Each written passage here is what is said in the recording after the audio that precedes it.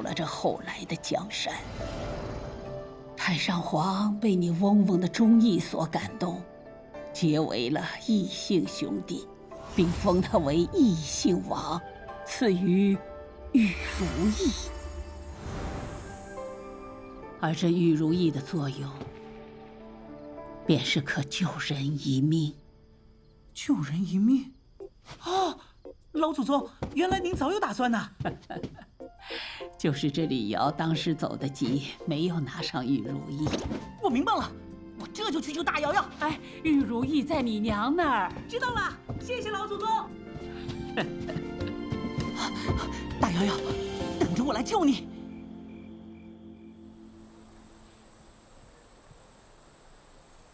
春玉哥哥，你到底打算怎么劝皇叔叔收回赐婚的事啊？欺君之罪，可不是劝就能解决的问题。此事时机非常关键，要等皇上愉悦之时，才能有一线生机。愉悦之时？愉悦？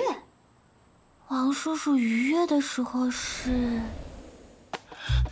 让这些官员去赈灾，他们却层层扒皮，贪污腐败，利欲熏心。来人，都给我抓起来砍了！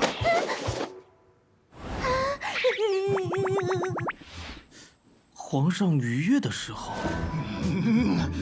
让你们围剿的时候谨慎行事，你们却贪功冒进，暴露自身，损兵折将。来人，都给我砍了！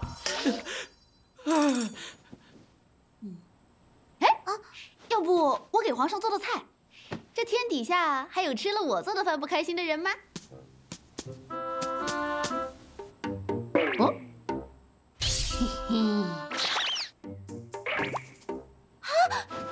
不可以吃小玉！不是吃兔子啦，我是在看小玉嘴巴里的草。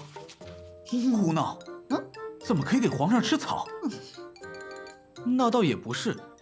皇上当年行军打仗的时候，可还真没少吃各种野草野菜。野草野菜啊！我知道皇叔叔什么时候最开心了。小时候，我想父亲想的吃不下饭。哎呀，我的乖琉璃，怎么不吃饭呢？皇叔叔啊？哦，是不是这些饭菜不合你口味啊？我想爹爹。七哥，就算是想爹爹了，也不能不吃饭呢。哎，这样，皇叔叔去给琉璃做一道我和你爹爹那会儿最喜欢吃的东西，你也一定会喜欢吃的。哎，等着等着啊！嘿嘿，来喽！